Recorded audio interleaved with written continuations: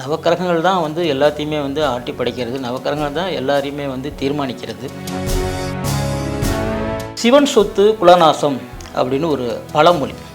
அது பல பேருடைய கருத்து என்னவா இருக்குது அப்படின்னு கேட்டிங்கனாக்கா, சிவன் கோயில் சொத்தை அபகரிச்சிட்டாக்கா அந்த குலம் நாசமாயிடும் அப்படின்னு அவங்க நினச்சிட்டு இருக்காங்க. அதுவல்ல.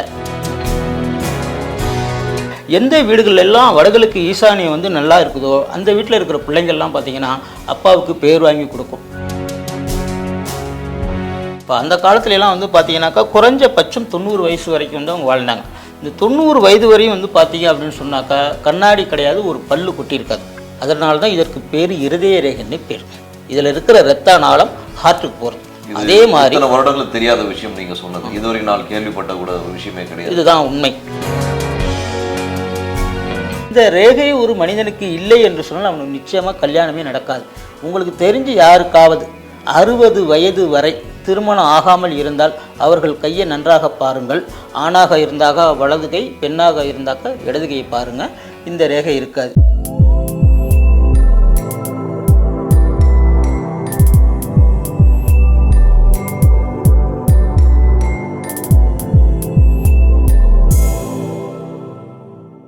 போஸ் தமிழ் மீடியா நேயர்களுக்கு வணக்கம். இன்னைக்கு நம்ம ஸ்டுடியோக்கு வந்திருக்க சிறப்பு விருந்தினர் திரு மு. லக்ஷ்மி தியாகராஜன். இவர் யாருன்னு பார்த்தீங்கன்னா வான்புகழ் கொண்ட ஜோதிட நிபுணர், அது மட்டும் இல்லாமல் வான்புகழ் கொண்ட வாஸ்து நிபுணர். இவர் கும்பகோணத்திலிருந்து நம்ம ஸ்டுடியோக்காக ஸ்பெஷலாக இந்த இன்டர்வியூக்காக நம்ம சென்னைக்கு வந்திருக்காரு.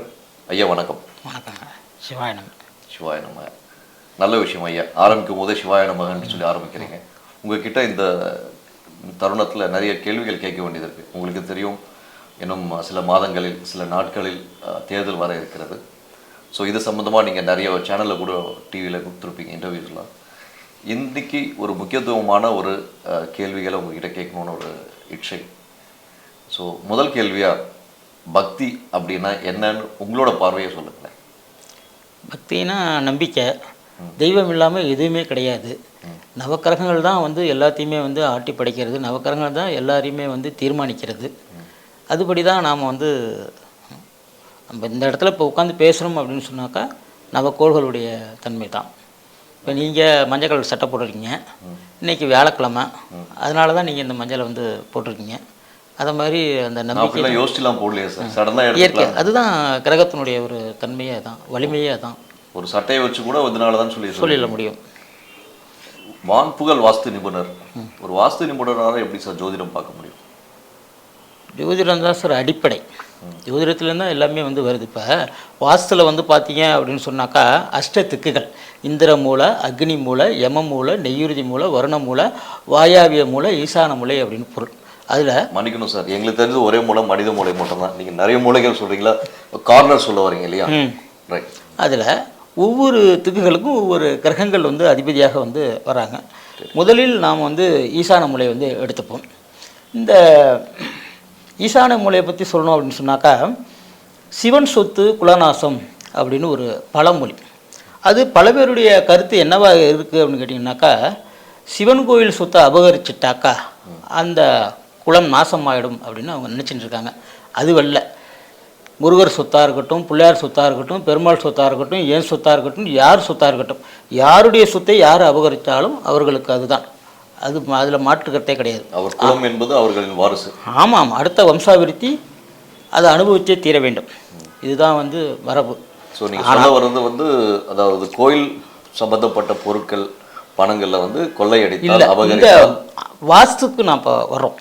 வாஸ்து முறைப்படி அந்த வார்த்தை எதற்காக உபயோகப்படுத்துதுன்னா, அந்த வாஸ்துல தான் அந்த வார்த்தை வந்து வருது. சரி. அதாவது ஒவ்வொரு இடங்களிலேயும் வீடுகளிலேயும் ஸ்தாபனங்களிலேயும் வடகிழக்கு ஈசானியத்தில் ஈஸ்வரன் சிவபெருமான் வசிக்கின்றார். ஆன்மீக ரீதியாக விஞ்ஞான ரீதியாகவும் பார்த்தீங்க அப்படின்னா அந்த இடம் வந்து உச்சத்தின் உச்சம்னு பேர். வடகிழக்கு ஈசானிய பகுதி பழுதடைந்தால் அங்கே குலம் தலைக்காது. குலம்னா வம்சாவிருத்தி தலைக்காது என்பதை வலியுறுத்தத்துக்காகத்தான் அந்த காலத்தில் நம்மளுடைய முன்னோர்கள் சொல்லி வச்சாங்க, சிவன் சொத்து குலநாசம் அப்படின்னு சொல்லி. அப்போ அந்த வடகிழக்கு ஈசானிய பகுதி யாருடைய வீடுகள்லாம் வந்து பழுதுனா வந்து ரிப்பேர்னு அர்த்தம். அந்த மாதிரி இருந்தது அப்படின்னு சொன்னாக்கா ஆண் வாரிசு வந்து பார்த்திங்கன்னா சரிவர படிக்க மாட்டாங்க, ஆண் வாரிசு கல்யாணம் ஆகாமல் இருக்கும், சுபகாரிய தடைகளே அந்த வீட்டில் வந்து எதுவுமே வந்து நடக்காது. இது நீங்கள் அந்த வடகிழக்கு ஈசானியத்தை வச்சு நீங்கள் வந்து கண்டுபிடிக்கலாம். எல்லா பிள்ளையும் பிள்ளை அல்ல, அரிது அரிது மாநிலராக பிறத்தல் அதனினும் அரிது அப்படின்னு சொல்லப்பட்டிருக்கு. அப்போ அந்த புள்ள எனக்கு தான் இருக்கே ஆண் வாரிசு, என் வீடு இப்படி தான் இருக்குதுன்னா புள்ள இருக்கு, அது வந்து பிள்ளையாயிட முடியாது. சில பிள்ளைகள் அப்பாவை ஏற்று பேசுகிற பிள்ளைங்க இருக்குது, அப்பாவுக்கு மதிப்பு கொடுக்குற பிள்ளைங்க இருக்குது. அப்போ எந்த வீடுகள் எல்லாம் வடகிழக்கு ஈசானியம் வந்து நல்லா இருக்குதோ அந்த வீட்டில் இருக்கிற பிள்ளைங்கள்லாம் பார்த்திங்கன்னா அப்பாவுக்கு பேர் வாங்கி கொடுக்கும். எந்த வீடுகளெல்லாம் வடகிழக்கு ஈசானியம் பழுதண்டி இருக்குதோ அந்த வீட்டு பிள்ளைகள் அவர்களுக்கு அவப்பெயர் தான் ஏற்படும். சார், எப்பேற்பட்ட பிள்ளையாக இருந்தாலும் நீங்கள் சொன்ன மாதிரி வாஸ்து சாஸ்திரம் மூலியமாக வந்து மாற்ற முடியும்னு சொல்கிறீங்க இல்லையா? ஸோ இப்போ நீங்கள் படிக்காத பிள்ளை, படிக்கிற பிள்ளை, சம்பாதிக்கிற பிள்ளை, பேர் வாங்கி கொடுக்குற பிள்ளைன்னு பிரித்து சொல்கிறீங்க. இவர்களை எல்லாரையும் கூட மாற்ற முடியுமா? நிச்சயமாக முடியும் சார். இது வாஸ்துவால மாற்ற முடியும். வாஸ்துவால முடியும் சார். வாஸ்து என்பது வந்து பார்த்திங்கன்னா ஜாதி மத பேதம் வந்து கிடையாது, விஞ்ஞான வாஸ்துன்னு பேர். இந்த விஞ்ஞான வாஸ்துனா என்ன அப்படின்னு கேட்டிங்கனாக்கா, அந்த காலத்துலேருந்தே இது வந்து விஞ்ஞான வாஸ்து. இப்போ சூரிய ஒளியை வந்து 5 வகையாக பிரிக்கிறாங்க. அதில் காலை ஒளிக்கதிர் உடம்புக்கு நல்லது அப்படின்னு சொல்கிறாங்க. இந்த காலை ஒளிக்கதிர் என்பது காலையில் 6 மணிலேருந்து 7:40 வரைக்கும் வந்து பார்த்திங்கனாக்கா அந்த அல்ட்ராவைட்ஸ் கதிர்வீச்சு அந்த வீட்டின் உள்ளே வர வேண்டும். அப்பொழுது அங்கே சுபிட்சமான காற்று நாம் வந்து சுவாசிக்க முடியும். நாம் விடுற மூச்சு காற்றை தான் மரஞ்செடி கொடிகள் சுவாசிக்குது, மரஞ்செடி கொடிகளோட மூச்சு காற்றை தான் நாம் சுவாசிக்கிறோம். அப்போ அந்த சூரிய ஒளியிலிருந்து அந்த மூச்சு காற்றை நம்ம சுவாசித்தோம், அதாவது காலை ஒளிக்கதிர் 6லேருந்து 7:40 நம்ம சுவாசிச்சோம்னு சொன்னோம்னாக்கா அங்கே ஆர்கனைய சக்தி அதிகரிக்கும், பிரபஞ்ச சக்தி அதிகரிக்கும், நல்ல எண்ணங்களை வந்து நமக்கு வந்து கொடுக்கும். அதனால் நம்மளுடைய குழந்தைகளுக்கும் நல்லவரோட சேர்ந்தா நல்ல புத்தி. அப்போ நல்லதை சொல்கிறதுல நல்ல விஷயம். ஆனால் சென்னை உங்களுக்கே தெரியும், சென்னை பொறுத்து மட்டும் இல்லை, தமிழ்நாட்டிலும் மட்டும் இல்லாமல் இந்தியா முழுக்க இருக்க எல்லா மெயின் சிட்டிஸ்லேயும் ஒரு பொழுது விடிது என்பது 8 மணிக்கு மேலே தான் ஆயிடுச்சு. ஸோ 6லேருந்து 7:40 நீங்கள் சொல்கிறது வந்து நிறைய பேர் மிட் நைட்டாக கூட இருக்கும் இல்லைங்களா? ஸோ அப்படி இருக்கும்போது அதுக்கான சாத்தியக்கூறுகள் வேறு ஏதாச்சும் இருக்குங்களா? வாய்ப்பே கிடையாது. இதுக்கு வந்து பார்த்தீங்கன்னாக்கா பரிகாரம் என்பதே கிடையாது. இப்போ அந்த காலத்துலலாம் வந்து பார்த்தீங்கன்னாக்கா குறைஞ்சபட்சம் 90 வயசு வரைக்கும் வந்து அவங்க வாழ்ந்தாங்க. இந்த 90 வயது வரையும் வந்து பார்த்தீங்க அப்படின்னு சொன்னாக்கா கண்ணாடி கிடையாது, ஒரு பல்லு கொட்டி இருக்காது. கண்டிப்பாக.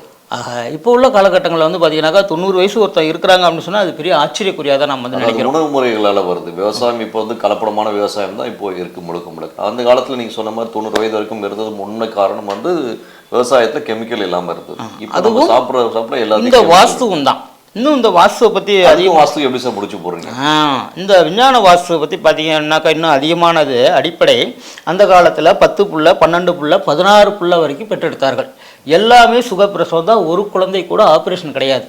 அதற்கு காரணமே வந்து இந்த விஞ்ஞான வாஸ்து தான். காரணம் என்ன? காரணம் அது இல்லை சார், மெடிக்கல் மாஃபியா இல்லை சார். சிசேரியன் பண்ணால் பணம் சம்பாதிக்கலான்றதுக்காக இந்த ஹாஸ்பிட்டல்காரங்க பண்ணது. உண்மையை ஒத்துக்கலாம் சார், நம்ம எப்பவுமே உண்மையை சொல்றதுக்காக தான் இந்த சேனல் ஆரம்பிச்சது காரணமே. ஸோ இந்த மெடிக்கல் மாஃபியான்றது ஆரம்பிச்சது முக்கியமானது வந்து இந்த சிசேரியன் கான்செப்ட் வந்தது வந்து பணம் சம்பாதிக்கிறது. ஸோ இந்த இயற்கையாக வந்து நீங்கள் சொன்ன மாதிரி வந்து நார்மல் டெலிவரின்ற கான்செப்ட் வந்து ஒழிச்சது இந்த ஹாஸ்பிட்டலுக்காக. அது நீங்களே வந்து தாராளமாக சொல்லலாம் இல்லையா? நான் ஒரு பத்திரிகையாளராக பதிவு பண்ணுறதை விட உங்களை மாதிரி வந்து நிபுணர்கள் பதிவு செய்யும்போது இன்னும் அந்த ஹாஸ்பிட்டல் ஓனர்களும் உரைக்கணும். அதுக்காக தான் சொல்கிறேன். இப்போ இதை முதல்ல நம்ம அந்த வாஸ்து முறைப்படி எப்படி சுகப்பிரசவம் அப்படிங்கிறத சொல்லி முடிச்சுக்கிறேன். அதுக்கப்புறம் இது எப்படிங்கிறதையும் நம்ம வந்து அதை பற்றி கலந்துரையாடல் பண்ணலாம். நம்ம உடம்புலேயே நவக்கிரகங்களும் இருக்கிறதாக வந்து ஐதீகம், அதான் உண்மையும் கூட. கண்ணுக்கும் தலைமுடிக்கும் அதிபதி சூரியன், பல்லுக்கும் மனசுக்கும் அதிபதி சந்திரன், உடம்புல இருக்கிற இரத்தத்துக்கு அதிபதி செவ்வாய் பகவான், மூளைக்கு அதிபதி வந்து புத பகவான், மொத்த உருவத்துக்கு அதிபதி குரு பகவான், மருவஸ்தானங்களுக்கு அதிபதி சுக்கிர பகவான், கால்களுக்கு அதிபதி சனி பகவான், எலும்புக்கு அதிபதி ராகு பகவான், நரம்புக்கு அதிபதி கேது பகவான், வேர்வைக்கு அதிபதி மாந்திங்கிற கிரகம். ராகுனா ராகுகாலம், கேதுனா யமகண்டம், குளிகைனா மாந்தி அப்படின்னு சொல்கிறாங்க. இந்த நவக்கிரகங்களும் பார்த்தீங்க அப்படின்னு சொன்னாக்கா உள்ளங்கை ரேகையில் வந்து அடக்கம். இது குருமேடு குருவரல், சனிமேடு சனிவரல், சூரியமேடு சூரியவரல், புதன்மேடு புதன்வரல், சுக்கிரமேடு சுக்கிரவரல், இது சந்திரமேடு, கீழ் செவ்வாய் மேல் செவ்வாய்னு பேர். இந்த ரேகை வந்து இருதய ரேகைன்னு பேர். அதாவது எல்லாருக்குமே இருக்கும். இந்த ரேகை ஆமாம் இருதய ரேகைன்னு பேர். இந்த இருதய ரேகைன்னு இதற்கு ஏன் பேர் வந்தது அப்படின்னு கேட்டிங்கன்னாக்கா, அதாவது அலோபதியே வராத காலகட்டத்தில், ஆங்கில வைத்தியமே வராத காலகட்டங்களில் வந்து பார்த்திங்கனாக்கா அக்குபஞ்சர் வைத்தியம். அப்போ என்ன செய்வாங்கனாக்கா ஹார்ட் அட்டாக், கொழுப்பு போய் ஹார்ட்டில் போய் அடைச்சிக்கும். அப்போ இதில் ஊசி போடுவாங்க. ஊசி போட்டு இழுத்தாங்கன்னாக்கா அந்த ஹார்ட்டில் இருக்கக்கூடிய அந்த கொழுப்பை இதன் வழியாக வெளில இழுத்துருவாங்க. அதனால தான் இதற்கு பேர் இருதய ரேகைன்னு பேர். இதில் இருக்கிற இரத்த நாளம் ஹார்ட்டுக்கு போகிறது. அதே மாதிரி இத்தனை வருடங்கள் தெரியாத விஷயம் நீங்க சொன்னது, இதுவரைக்கும் நான் கேள்விப்பட்ட கூட ஒரு விஷயமே கிடையாது. இதுதான் உண்மை. அடுத்ததாக பார்த்தீங்கன்னா இந்த ரேகைக்கு பேர் புத்தி ரேகைன்னு பேர். இதில் இருக்கிற இரத்த நாளம் மூளைக்கு போகிறது. மூளைக்காய்ச்சல் நோய் உள்ளவர்களுக்கு இங்கே ஊசி போடுவாங்க, மூளைக்காய்ச்சல் நோய் சௌகரியமாகும். அதே போல் இந்த கர்ப்பப்பைக்கு அதிபதி வந்து பார்த்தீங்கன்னா சுக்கிர நாளம். அப்போ இந்த உள்ளங்கையில் இருக்கிற அதே ரேகை தான் உள்ளங்கால் பாதத்திலேயே இருக்குது. அந்த காலத்தில் பார்த்தீங்க அப்படின்னு சொன்னாக்கா ஒவ்வொரு வீடுகள்லேயும் கண்டிப்பாக பசுமாட்டு சாணம் தெளித்து போடுவாங்க. அப்போ கர்ப்பஸ்திரீ வீட்டில் இருந்தாங்க அப்படின்னு சொன்னாக்கா சுகப்பிரசவம் ஆகணும்னா நீ தான் கடுமையாக வேலை செய்யணும், அப்போ தான் உனக்கு சுகப்பிரசவம் ஆகணும்னு சொல்லுவாங்க. அப்போ அந்த பொண்ணு எல்லா வேலையும் சாணி கரைச்சி போட்டுட்டு ஆடு மாடெல்லாம் பார்க்கறதுக்கு உள்ளே போயிட்டு வந்துகிட்டே இருக்கும். அப்போ அந்த சூரிய ஒளியிலேருந்து வரக்கூடிய அந்த அல்ட்ராவிட்ஸ் கதிர்வீச்சு அந்த பசுமாட்டு சாணத்தில் பட்டு கால் கட்டவரல் நரம்பு வழியாக கர்ப்பப்பை வாயுவுக்கு போய் கர்ப்பப்பை வாயு விரிவு கொடுத்து சுகப்பிரசவம் ஆனதுக்கு இதுவே காரணம். இதுதான் விஞ்ஞான வாஸ்து.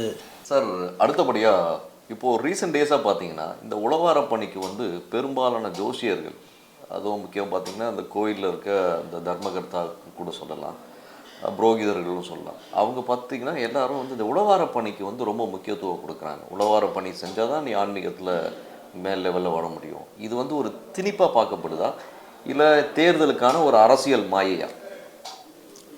ஆத்மார்த்தமாக செய்யணும். உழவார பணி என்பது வந்து பார்த்தீங்கன்னாக்கா நேரடியாக சுவாமிக்கு இப்போ எல்லாராலையும் வந்து பணம் காசு கொடுத்து உதவி செய்ய முடியாது. உடல் பிரயாசம் எல்லாருமே செய்யலாம். அதில் சாஸ்திரங்கள்லேயும் அதுதான் வந்து சொல்லப்பட்டிருக்கு. நீங்கள் ₹1,00,000 சுவாமிக்கு செஞ்சுட்டு நீங்கள் ஒரு கோரிக்கை வச்சா கண்டிப்பாக பலிக்காது. ஆனால் ஆத்மார்த்தமாக நீங்கள் ₹1 சூடத்தை வாங்கி ஏற்றினாலும் அது வந்து உண்மையாக சாமி வந்து ஏற்றுக்க போகுது. இப்போ உழவார பணிக்கு அதிக பவர் உண்டு. அதை ஆத்மார்த்தமாக செய்ய வேண்டும். ஆத்மார்த்தம்னா மனமாற செய்யணும். செஞ்சுட்டீங்க அப்படின்னு சொன்னாக்கா அதுக்கு எந்த விதமானதும் கிடையாது. இதில் இப்போ என்ன பண்ணுறாங்கன்னாக்கா உழவார பணி அப்படின்னு சொல்லிட்டு அவங்களுக்கு தனியாக வந்து பணம் கொடுக்கறது, சாப்பாடு கொடுக்கறது. அப்போ அந்த உழவார பணி செய்கிறவ யாருமே வந்து பார்த்திங்கன்னா அவங்க வீட்டிலேருந்து சாப்பாடு எடுத்துகிட்டு போய் உழவார பணியை செஞ்சுட்டு அவங்கள்ட்ட காசு வாங்காமல் வந்தால் அது உண்மையான உழவார பணியாக இருக்கும். ஐயா மன்னிக்கணும், நான் ஜோதிடத்தை வந்து குறைச்சி மதிப்பிடலை. முக்கியமாக பார்த்தீங்கன்னா திருநாவுக்கரசர் வந்து ஒரு இடத்துல பதிவு பண்ணியிருக்காராம், உழவார பணி செய்வதனால் வந்து மட்டும்தான் வந்து நீங்கள் ஆன்மீகத்தில் செழிப்பாக வர முடியும். அது மட்டும் அல்லாமல் ஆன்மீகத்தில் ஞானம் பெற வேண்டும் என்றால் நீங்கள் முதலில் கடவுளை வணங்குவதோடு சேர்ந்து உழவார பணி செய்யணும்னு சொல்லி திருநாவுக்கரசர் வந்து சொன்னதாக ஒரு ஜோதிடர், அவரோட பெயர் நான் குறிப்பிட விரும்பலை, அந்த ஜோதிடர் திடீர்னு இப்போ ப்ரொமோட் பண்ணுறாரு. இத்தனை நாள் எங்கே போனார் திருநாவுக்கரசர்? தூங்கிட்டாரா இல்லை இவர் தூங்கிட்டாரா? அதை மாதிரி இது வரைக்கும் எந்த ஒரு நூல்லையும் நான் வந்து படிக்கலை. அப்படி இருந்தால் கண்டிப்பாக பழைய நூல்கள் எல்லாம் அது வந்து இருந்திருக்கும்.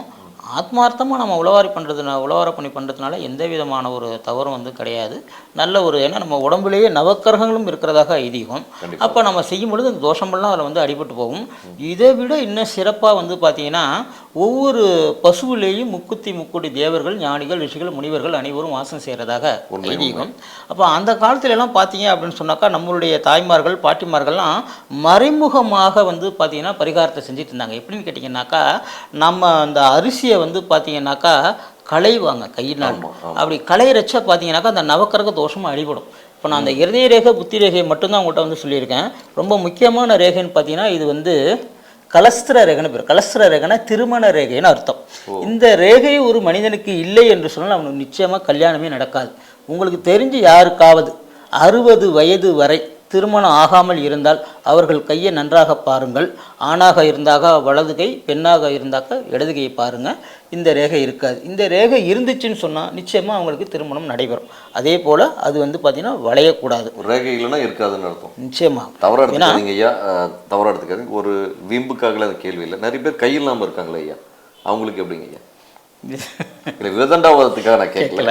சிலர் வந்து கை இல்லாத கூட திருமணம் ஆகி அவங்களுக்கு கட்டம். அதுக்காக தான் வந்து பார்த்தீங்க அப்படின்னு சொன்னாக்கா 8000 ஜாதிகளும் 800 சொச்சம் ஜோதிடங்களும் அப்படின்னு வந்து சொல்லப்பட்டது. இப்போ இதில் வந்து பார்த்தீங்கன்னா இந்த ஜாதக கட்டம் அதில் சொல்லிடலாம். ஆமாம், 7ஆம் இடம், 8ஆம் இடம், அதை வச்சு நாம் வந்து அதை சொல்லிடலாம். இல்லை அப்படின்னா 2வது ஆப்ஷன் வந்து நம்ம அப்படி போய்க்கலாம். ஆனால் அதை விட இது பெஸ்ட்டான ஆப்ஷன். இது அடுத்ததாக வந்து பார்த்தீங்க அப்படின்னாக்கா ஆணுக்கு வலது கை இல்லைங்களா? ஆமாம், ஆணுக்கு வலது கை, பெண்ணுக்கு இடது கை. அதுபோல் இந்த இருதய ரேகைக்கும் புத்தி ரேகைக்கும் இடையில வந்து கோடுகள் இருக்கும். அதுதான் புத்திர பாக்கிய ரேகைன்னு அர்த்தம். அந்த ரேகையை வச்சு என்ன குழந்தை பிறக்கும், எப்போ குழந்தை பிறக்கும் அப்படிங்கிறதையும் கணிச்சு சொல்ல முடியும். இதில் உண்மையா சாத்தியமா நீங்கள் சொல்கிறதெல்லாம்? உண்மைதாங்க, உண்மைதான்.